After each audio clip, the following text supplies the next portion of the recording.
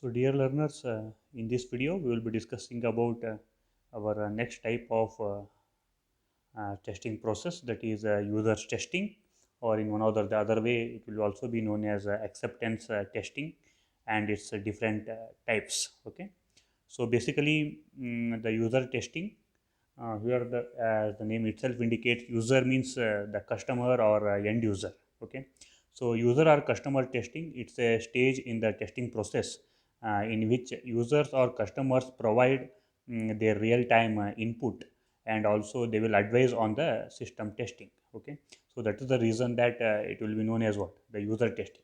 See, normally the previous testing types that we discussed, especially for example say the development testing. See, normally this development testing is mainly done by the development team. Okay, so when we are talking about the user testing, so the here the inputs will be decided and it will be given by the user, and they want to test the system which has been developed or at the stage of finishing stage. On that, the users are going to give their own real time means inputs, and they want to test the overall performance, or the overall services that they might be expecting from that particular system, or that software is concerned. Okay, so normally in user testing, it is a very much essential, and even when comprehensive system and release testing have been what, carried out. Okay, so because before coming to this user testing, we might have already done the system testing. Okay, that you can observe there. Even we have discussed in our previous video system testing, that might have already done. Okay, and the system testing means the testing will be done on the overall system, and also the release testing. Okay, that might have also done, especially to check the overall requirements of that particular software is supposed to provide. Apart from these two, once again we always prefer what, the user testing.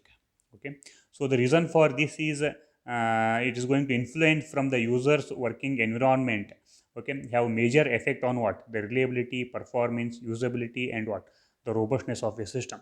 So basically here the user wants to a confirmation saying that the overall the quality of that particular software in terms of its non-functional requirement, along with the functional requirements, and the overall behavior of that particular system in terms of the system's overall software reliability, or the overall software performance is concerned, its usability is concerned, or the robustness is concerned. Okay, so to make the confirmation of all these things, the user testing is what, very much essential here. Okay, so basically, there are three types of user testing that we can categorize here generally. So the very first one is alpha testing, then beta testing, and the third one is what, acceptance testing. So, okay. So basically, in most of the scenarios, you might have come across this alpha testing and beta testing. Okay. So especially the alpha testing in the sense here. So here the users of the software work with the development team to test the software at the developer site. Okay, so it means that the software to be get developed is not only get tested by the development team. Along with the development team, the end users will also take a part, and the system that is under development at the developer site, that will be get tested by the end users. Okay, so that type of testing you can call it as a alpha testing. Clear?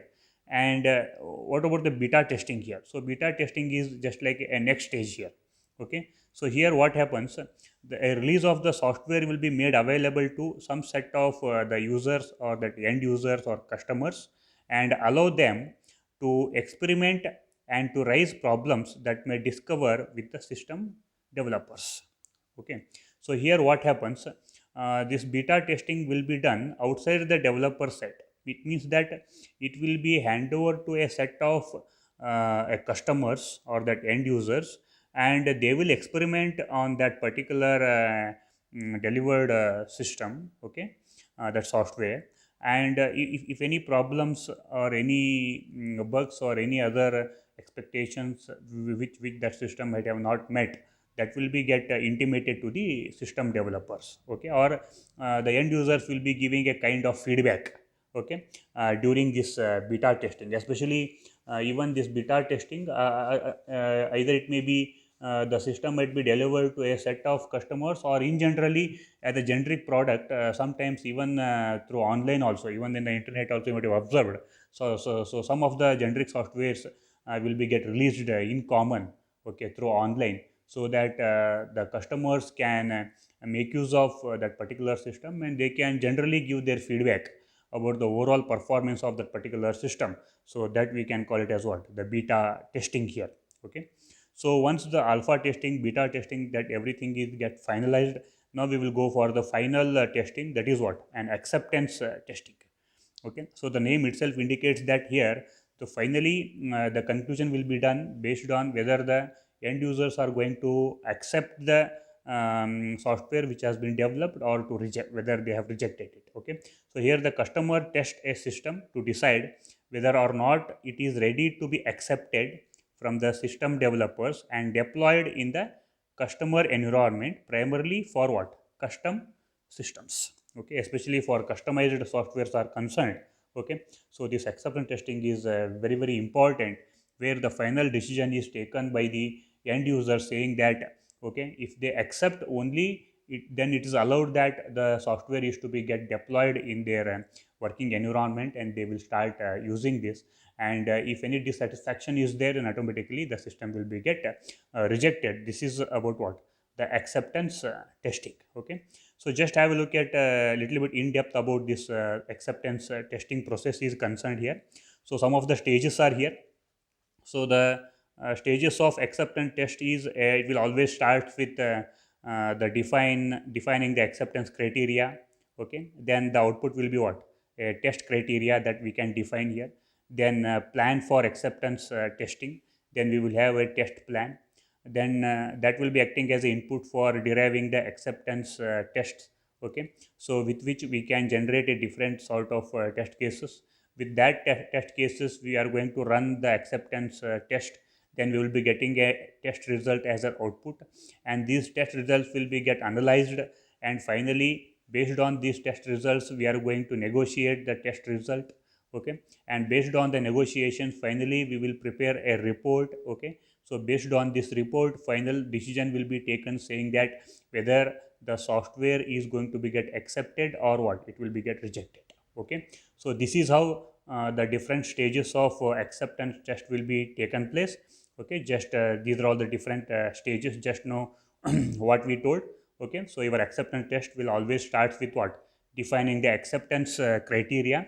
And for defining this acceptance criteria is concerned, our initial contract which we are going to sign between the customer, that end user, or the client, and the development team, okay. So that will be going to act as, that contract will be acting as a very important document for what, defining this criteria, because there we will come to know that, okay, what exactly the end users expecting from the software to be get developed, okay. Based on that we will define the criteria here, okay. And once the criteria is get defined, then we will go for planning the acceptance test, that scheduling, timing, everything, okay, that will be get planned, okay. Once it is get planned, now we are going to derive the acceptance test with what input data that is to be get tested, what is the expected output, everything, okay.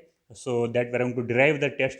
With that derived test, with that particular set of inputs, we are going to run the acceptance test. Then automatically we will get some sort of output from that particular software system, and by taking those outputs we are going to negotiate the test result, because normally most of the time whenever we are going to get the test result, okay, we may not expect that our software is going to fulfill 100% expectation. It's highly impossible. Is it clear? So some or the other way, sometimes we may need to compromise with the actual result of the system that it is going to provide, okay. So finally we should go forward negotiation with the test results, okay. And based on that negotiation, finally we should conclude that whether we are going to accept the system, or what, we are going to reject, okay. So this is all about what, the final acceptance test, okay, that will be get carried out. And especially this is a last topic that we are going to discuss very briefly here, that is agile methods and the acceptance testing. So basically, as agile method is one kind of software development methodology, Okay, so especially during this agile methodology is concerned, okay, as we know that the very important principle of agile methodology is the customer involvement during the development of the software itself. So automatically in the agile method, what happens? The user or the customer is a part of what? The development team, and that end users are going to be get responsible for making the decisions on the acceptability of the system. So it means that from the beginning itself, if our approach is agile method, then some selected end users or customers will be there, and they will be taking part throughout the development team, and they will be involved in what all decision making situations. Is it clear? And here the tests are defined by the user or customer and are integrated with other tests, in that they are run automatically when changes are what made. Okay, so here the user and end user, that is end users or customers, will be directly involved, and they will be a part of defining the tests here. Okay, and there is no separate acceptance testing process that will be there if you are going to follow this agile method is concerned. Okay, and another last important point here is the main problem with respect to the agile method is concerned. So here the main problem here is whether or not the embedded user is typical and can represent the interest of all system stakeholder. So as we told that, especially in case of the software development where we are going to use the agile methods are concerned. Okay, so the end user is a part of that agile method, but ultimately as the end user role is very important here, because his involvement itself is going to be acted as a acceptance testing, because we told that in agile methodology we are not going to